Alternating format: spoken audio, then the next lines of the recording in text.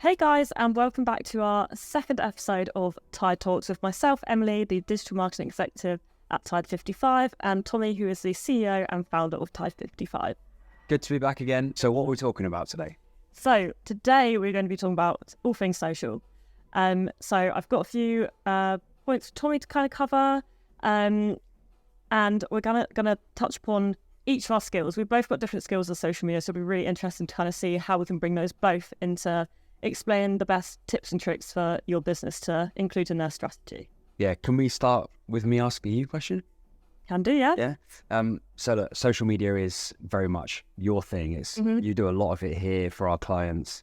You have a very obvious passion for it.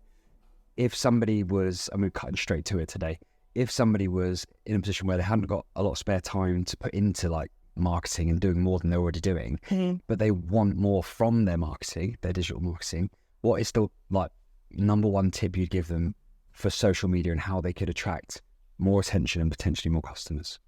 So I think, well, social media is free. Most of the different channels are free. So my first point would be start an account and primarily just post for brand awareness. Just start to build your account and get some momentum. You don't have to do all these, working with influencers, doing giveaways yet. Just get a basis and start building your followers. Make sure your loyal customers are following you as well, and just start building it up from the ground. Nice, yeah. Good advice. Good, straight from the off here today, giving out some great advice. So, what else do we want to talk about? So, I've already started with quite a fun one. Okay. So, I want to know what your favourite social media platform is and why. My favourite to use myself. Yeah. At the moment, LinkedIn. At the moment, LinkedIn, yeah. I kind of don't really use Facebook and Instagram so much these days. I used to use it a lot before Tide 55 when I was doing other things. But now I like using LinkedIn because it's almost like, well, it has almost felt like a fresh start. Like if you take it very seriously since the business started, which was about 3 years ago. And it's nice to have a fresh start sometimes because you almost get to like leave behind any preconceived ideas of what people think you should be posting about or what people expect you to post about. I think this is a big thing for anyone that changes what they do, changes their role, changes, starts a new business or stops doing something that they're very much known for. I was very much known for talking about health and talking about motivation. And although that still comes into my content sometimes, I was not the founder and CEO of a digital marketing agency. So LinkedIn gave me the chance to come in and be like, right, here I am. Here's what I'm doing. This is what's important to me. This is what I value. This is what I think is funny and amusing that I'd like to share. And it's been really fun using it for that without sort of thinking, oh, I better post something about that every now and again to keep people happy, which, by the way, no one cares. It is purely in your own head when you think that. Like no one's ever going, hey, I follow you and I was just thinking you haven't posted about refined sugars in a long time and I'm disappointed about that. It's not people have got their own lives to live, so it's mostly in our own heads. But LinkedIn is my favorite one. Yeah, no, I agree. I think I love LinkedIn. It's definitely more professional than the other apps, but you can still have a lot of fun, especially in the marketing world. I've noticed that people get a lot more casual on LinkedIn, using emojis all the time, posting about funny memes that they see. I feel like there's a lot more creative freedom on LinkedIn in the past few years than it used to have. So it's beneficial for businesses to get on there, individuals to get on there, and just, promote yourself, really. Absolutely. Just on LinkedIn, it's very reminiscent of Facebook before it kind of saturated. It even looks like it. Yeah. When you go into the app on your phone, it even looks very similar to old Facebook. And that's interesting because a lot of the Facebook users that were passionate and stuck in a habit of using it, say 10 to 12 years ago, they've now almost grown out of what it stands for and what it gives them or doesn't give them. And so migrating what are more perhaps professional-minded people now onto a platform that has a nostalgic effect, whether it's consciously or unconsciously, is a really smart move by LinkedIn. So that's quite fascinating as well. But I do think from the humour side of things, there's always people on LinkedIn that get a little bit weird about like, hey, this is a professional network. Yeah. It's like, well, all networks are professional networks if you want them to be. All networks are meme networks if you want them to be. All networks are relationship networks if you want them to be, because you use it for what you use it for. I think you said about it being free. Like who's going to LinkedIn, please? I'm going to come along and go, hey, stop being funny, please. Yeah. You know, human beings like humor because it makes us smile, it makes us laugh. And so there's always going to be a place for that on any platform, I would assume, you know, even the most serious of platforms, because it is about socializing and social media. Exactly. You know, and fun comes into social, and fun does come into media as well. So, you know, if you're whinging about that, come on, lighten up, smile, it's okay. No, it is indeed. It's funny because my favourite platform is TikTok, which is very, very different to LinkedIn. But I think the creative freedom you can have on there is almost the same as LinkedIn, because I think LinkedIn, more so, because they're both platforms that you can have fun, you can promote your hobbies and interests. Yeah. And I found that really worked for me. You know, I built a following promoting my car, which was really exciting. So I just feel like TikTok obviously has grown massively since the pandemic, and that's definitely another platform that businesses need to start getting on, because the SEO is amazing, the content you can create is amazing, even all the trends on there as well, they can be relevant for every business. It's really quite interesting how that sort of back end of TikTok has developed over the last 3 or 4 years with things like SEO and things like, you know, people are going to TikTok to search. Yeah. And it's quite interesting because TikTok are almost trying to elbow into some of YouTube's traffic and usability. And YouTube is the second most used search engine in the world, the first being Google. So if you think about a generation of people or a large demographic of people that are going to TikTok to find answers to how-to questions, you know, how to change a light bulb or how to make dairy-free muffins, chocolate muffins. When brands are able to build that into their content plan, they're going to really start to take a lead compared to their competitors that might not even be on the platform. So with all that said, because it can get quite technical, and that's why people employ people like us to do it for them, but what advice can we give someone who's like, look, I've got a TikTok, I've had one since lockdown with the whole kitchen dances stuff, but I just, after lockdown, never really used it. What should I do that could help my business? Because at the moment, I'm unsure, like, is it going to help my business or not? What's the most basic thing that somebody could do for their business with TikTok? So I think with TikTok in particular, you don't have to be posting every single day. It's not like that at all, because you can do one post, it might absolutely go viral, and it's like, okay, you know, success just like that.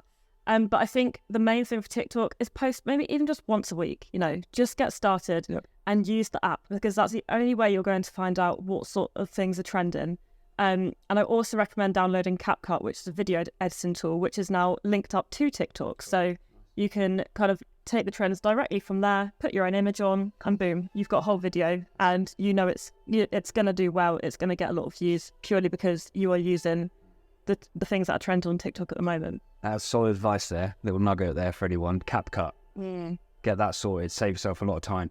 And we're all for that, making life easier for business owners. So with TikTok, you mentioned about going viral, potentially having lots of views and that sort of thing. And that is, of course, a measure of success.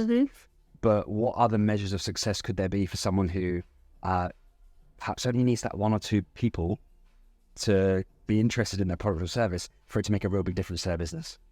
So the kind of thing with TikTok is someone might see your video and they'll then go on your page, give you a follow.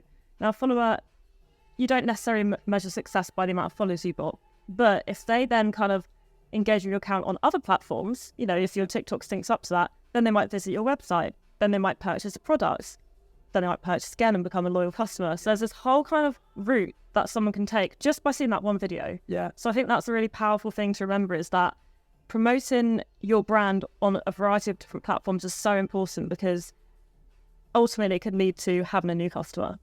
That's so big. I love how you mentioned brand there, because it's almost like if we were trying to promote Tide 55, right? And we're like, right, what is our brand? Where it's like, you know, there's certain colors that we might use. There's like certain connotations to the ocean and the seaside and that sort of thing. And we were in a high street and we had to try and get as much attention as possible. Of course, we've got our store, our physical shop in the high street. Let's pretend that's our website.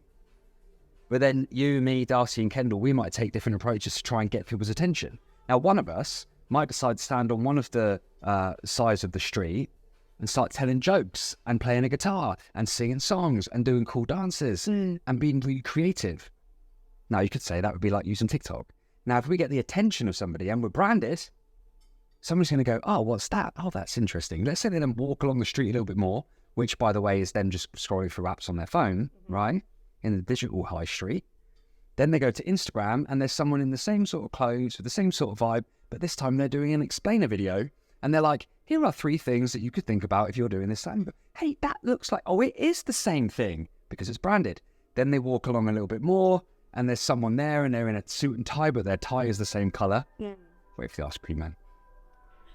There's an ice cream van. I take it.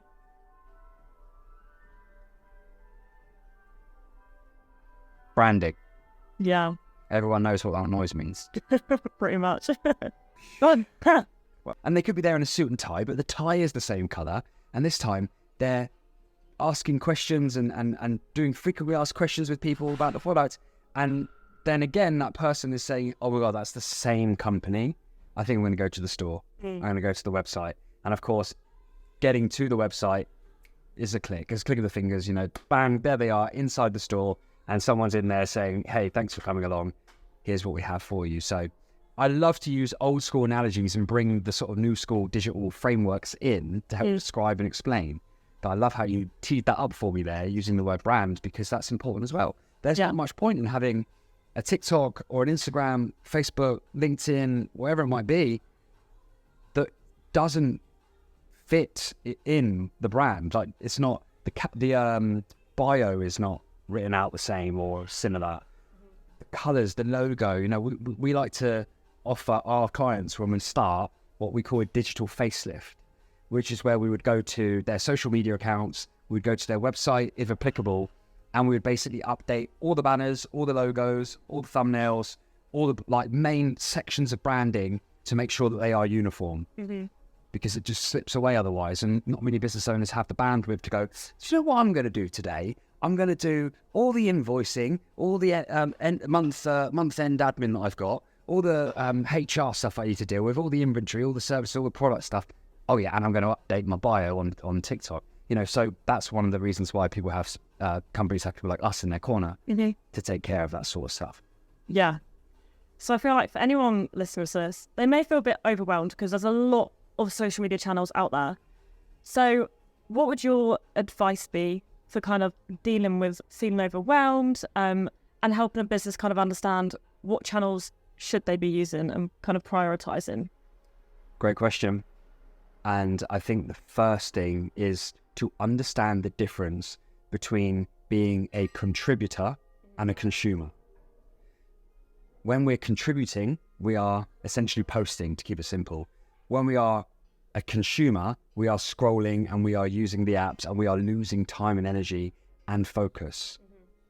So I would always say to a business owner, have your plan and strategy set, understand why it's going to give you business best results and how it's going to work. Get really clear on it, get really focused on it before you even go in to the world of social media as a consumer. Because what happens is other people's agendas start to feast on your doubt, your insecurity, your concern, your things that you haven't quite figured out. And before you know it, you'll be trying to do 8 things instead of just focusing on doing one really, really well. Yeah. So know the difference between being a contributor and a consumer. Stay away from the temptation to get distracted. And that's so easy to say, really hard to do. But people have to be disciplined about what new gadget or gizmo they're going to try and what they're not. And if you have a plan and a strategy before you go in there, you won't care if somebody else is doing something over there or this person's doing that, or you won't get triggered by what your competitors are doing because you've already committed to your plan and you put all your time, energy, and resources into making that plan happen. That would be my advice. Otherwise, you're going to get so overwhelmed because there's thousands of things you could do, and you could find yourself wasting literally weeks of your life trying to muck about with stuff that's just not going to help your business. So be careful of that. Vanity metrics, ego, competition. People get too caught up in a little echo chamber of their competitors or their industry, and they think everyone on the internet and everyone in the world is the same as the people in their world. Very untrue. Your world, depending on what it is probably 1% or less of the market. And it's the market that you need to provide value for. It's the market that you're there to serve not your competitors. So stop measuring yourself up against everybody else, get your plan sorted and stick to it without deviation, then assess your results once you've committed to it for long enough. Yeah, that's really great advice. You kind of touched upon strategy there. So obviously you're definitely more into paid social. Yeah, I love it, yeah. I'm definitely more into organic social. Definitely. So what are kind of the benefits of doing either of those? Well, there's an abundant amount of benefits to organic, which you can explain in a minute. I'd say downside to it is speed. Yeah. Very unpredictable unless you get a bit of a leapfrog moment, like a viral moment. Very difficult. And it can be a little bit frustrating. Yeah. Patience is really important, but you can explain the benefits. I would say with paid ads, it gives you the chance to take something that is ready, it's airtight, it's watertight, and it's ready to go, and you pay to have it put in front of who you believe to be the right people, and then you can assess just how good it is from there. So it really gives you a chance to test things, gather data, and build deeper campaigns from that initial testing field, which is open for everybody to use. All you need is a bit of time, bit of energy, the right know-how, and some budget, and you could actually fast track your business-based results by using paid ads on social media. Everyone is connected on their phones. They're all bringing them out every 10 seconds. People are looking at their phones and they're scrolling and scrolling. And so if you are able to present someone with your message, your branding, your value proposition at a time when they're able to pay attention to it, you can start your sales process right there, right then. And it's difficult to be found by these potential customers if you're not at a stage where you're really, really well known. So that's why paying to put your message in front of people is a good idea when you've got the right recipe ready. You know, we've got some clients that literally we start an account. They haven't got any followers. We've got 2 followers, them and us, right, are the only 2 followers that they've got. But they just get straight onto the ads, straight onto the game, because we can bring people to the website like that, and that's what we want to do. So yeah, big, cool. And it's still very, very reasonable price in terms of other ways you can spend your money to get in front of the right people. Yeah. So that's my side for paid ads. What about you for organic? And also, what do you think are some of the downsides to paid ads? So firstly, with organic, obviously the first benefit is it's free, you know. So It's your time. Yeah, it's just your time. So you can be very creative with the content you're putting out there. It's almost like experimental, you know, let's give this a go. Will this work? Sometimes you'll have a strategy in place. You'll know that this type of post tends to work on your social channels. So I think organic is great. But obviously it might not necessarily reach as many people as if you're doing paid ads. So there's a lot of pros and cons to using organic social. But for me, I think that, you know, if you do have the off chance that one of your videos blows up, then brilliant, you know, you can't ask for more really. And it can sometimes even get more views than a paid ad. And that can then ultimately bring in followers, bring in more, you know, customers to your business. So I've always been a fan of organic posts because I just think, you know, you've got so much freedom. You can reach who you want to reach. You're doing very personal posts to people. Yep. So I've always really liked it. Yeah. I think there's a couple of extra things I'll chuck in there for organic. One, you get to practice making content again and again and again and again. And 2 is that people these days, they do need some proof of concept and some social proof. So when they go on your profile, if you've got heaps of posts there, that's a good thing. Somebody can then have a little bit of a binge on your content and really get to understand your products and services and your personality much better than if it wasn't there. So a lot of companies, like B2B based companies, for example, that's very important for you. You should never rule out organic social media because no one's looking. When that one person that matters like the most, that's going to be a big contract for you, decides for whatever reason they're going to check out your social media to see whether you're the right fit or someone else, then you could have the edge or a disadvantage if what they see isn't what they're looking for. Yeah. So that's quite key. But what about weaknesses of paid ads? What do you think? So I'd say, like you've touched upon, if you've done loads of paid ads, but then you've got no organic content on your profile, then you don't have a lot of brand awareness because yes, they may have seen an ad, but then they're not going to want to follow your account because there's no nice organic post there for them to view all the time. Can come across as a bit deceitful. Yeah. Like it's not real. And I think with paid ads, sometimes people kind of grasp onto the fact that, oh, look how many clicks we've been getting, look how many views it's gotten. Why do our normal posts not get this many? Yeah. But you've got to understand that that money element does boost it. It's going to push it to a lot more people, but not necessarily those who are already following your account. So I think that's a really important thing to note, is that your organic posts are going to your followers directly, whereas paid ads will be reaching potential new customers. Yeah, good point. I do think, though, that social media itself is the biggest, it's the most misunderstood area of digital marketing in terms of what we provide. A lot of people either expect it to be way more efficient than it is in terms of what result it brings, or they drastically underestimate what it can be capable of doing. Yeah. It really is like that. The needle can move so far from left to right in terms of expectation. So as a basic statement of advice to any business owner that's watching this, particularly in the B2B space, should I bother? Yes, you should. Because if you are a serious business, a few £100 a month is worth spending for that potential decision where someone could make a yes or a no based on what they see or don't see on your social media that could then be worth thousands to a business in the long run. It's almost like an expense that I would put in the category of having a bookkeeper or having an accountant or having a health and safety person come in. Get your social media taken care of. Don't waste too much time trying to do it yourself, doing it all weird or getting the youngest person in the office to do it. Don't insult us, because it's not as easy as that.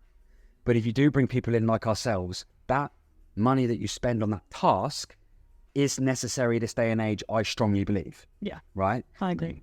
And then on top of that, if then you're in the game of doing paid ads, that is when you should see and expect a return on your investment, because you are going out and using a marketing budget to reach more people.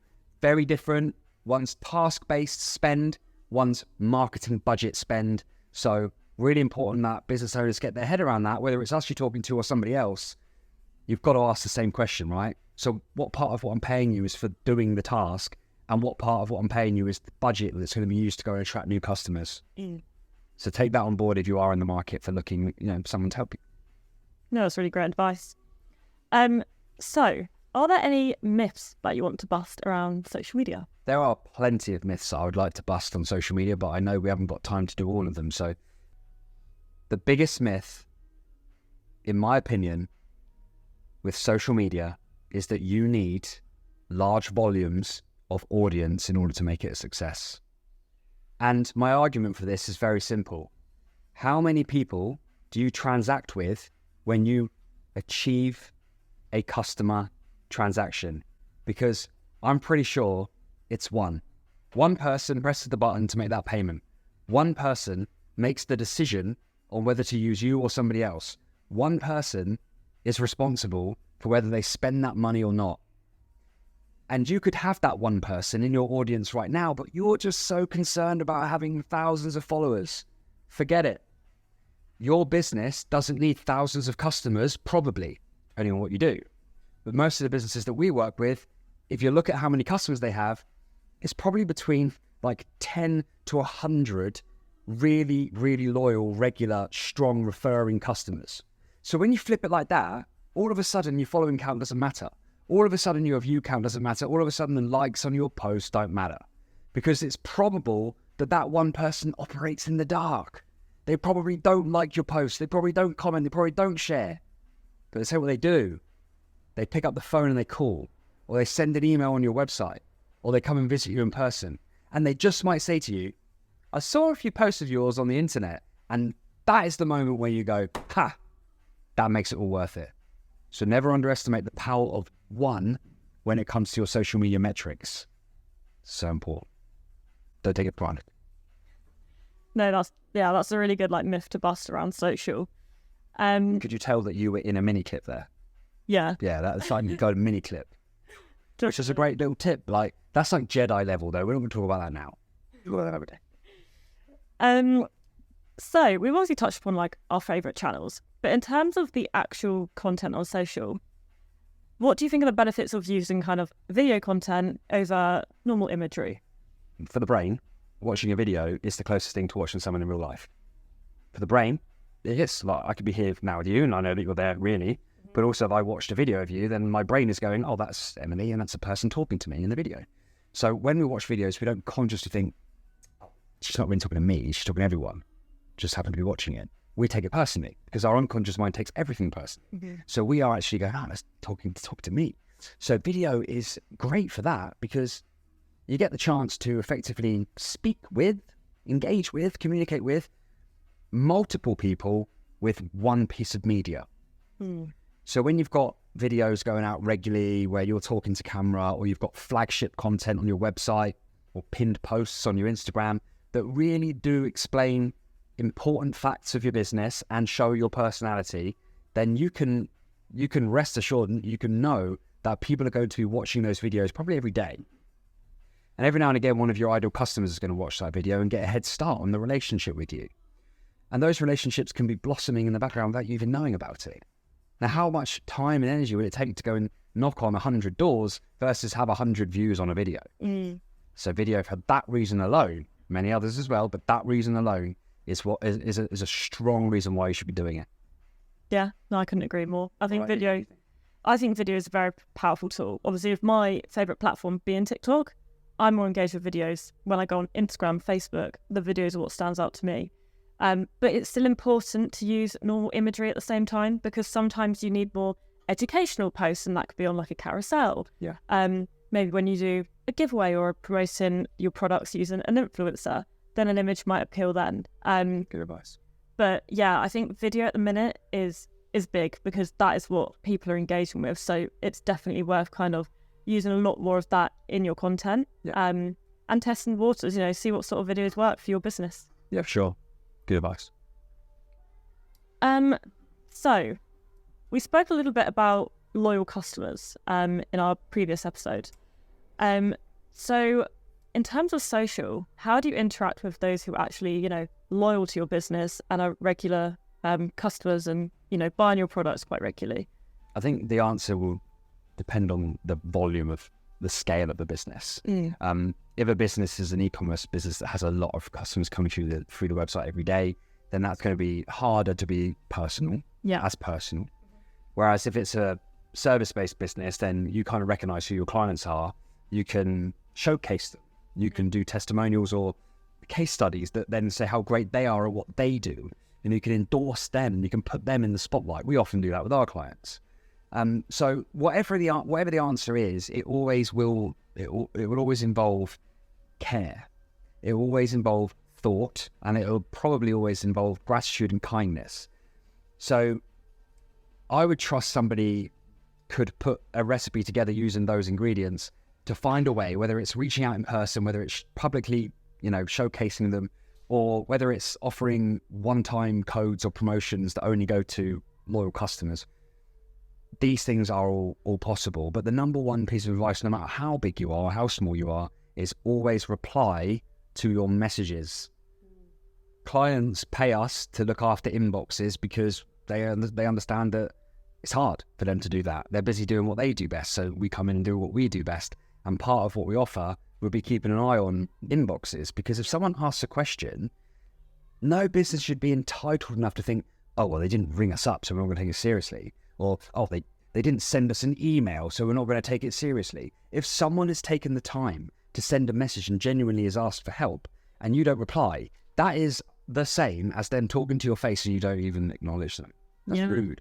So yeah, there can be negligence. Yeah, sometimes things can get missed, but never think you're too big, too clever, or too good to reply to your comments and your inbox messages. We've also got generational differences here. Certain younger generations, they will just message on social media. That's what they do. That's how they communicate, right? Yeah. And so businesses need to get off their high horse and stop thinking about how good it was in the olden days before we had social media, and just keep an eye on your inbox. You might have leads in there. You might have problems that really need to be solved in there. We've taken over accounts before, and there's been complaints in there, and relationships have gone completely south, and then they've wondered what happened, and it's all there. It's all there in the inbox. Yeah. Gathering dust. So yeah, you're never too big to reply. And I think even linking to the inbox element, one of our clients, we always like to engage with them, by replying, reposting stories as well is a really key one, because it's showing that you care about the fact that your customers are buying the products and they want to show it off on their own story. So definitely reposting. And even, for example, one of our clients, we like to repost recipes where they've used our product in it. So actually kind of making sure that we're, DMing them, keeping that really good relationship there, and then using their content to then ultimately creates more content for our client, but also shows that we are seeing our loyal customers and we're hearing what they're saying, and we want to kind of shout about what they're doing as well. Yeah, and it grows because they realise that you care. Yeah. And they tell other people and they really respect that. And that might just be a small little impact, but it has a ripple effect. And you just don't know what that can turn into. But yeah, this is the generation of caring. With all the technology advances that we're looking at, all the automation, all the little robots that are out there doing everyone's jobs. This is why care is really important right now. Yeah. Because human-to-human interactions are what business is all about. And until ChatGPT can make your business decisions for you, which I wouldn't recommend, you are going to need to engage and operate with human beings. Yeah. Kindness and care, really important. So I think we'll end on your top tips and tricks for either running a campaign or social, or just for a business in general, kind of looking to kind of start using social in a more serious way. Social always going to be good for brand awareness. It can't hurt.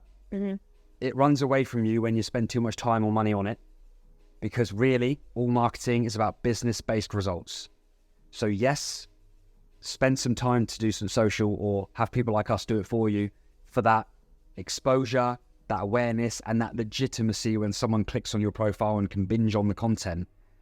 But please understand that none of it matters unless you've got your shop front, which is your website, or your telephone, or your email inbox, ready to nurture leads into sales. Otherwise, it's all fun and games with no end result. So please keep that in mind. I like to think like that all the time, because for me, it is about business-based results here. And I think we can get too distracted if we're not careful. And we have to look at the global effects of all of our digital marketing and our efforts that we put in. What about you? About me? I guess some of my top tips and tricks would be really focus on your brand awareness, but also don't be afraid to try new trends, to use memes and a bit of humor to kind of test the waters, see how your audience engages. If they like it, then roll with it, have fun, and make sure you're kind of using a mixture of kind of video and imagery, and really just put your customers at the heart of what you're doing. Why is that post going out? Is it for your benefit or is it for theirs? I love that. Great advice. Thank you so much for listening to our second episode of Tide Talks. We've had a great discussion about social media, and we look forward to talking about loads more topics in our next few episodes. It would be great if you've watched this, that you let us know. We'd love to know who's watching. Either send us a private message or comment wherever it is that you're watching this. And if you have any questions or topics and subjects that you would like to know about that we can help you with, then also let us know. We will be taking your requests on the request line. Thanks from me. Thank you very much. We'll see you soon.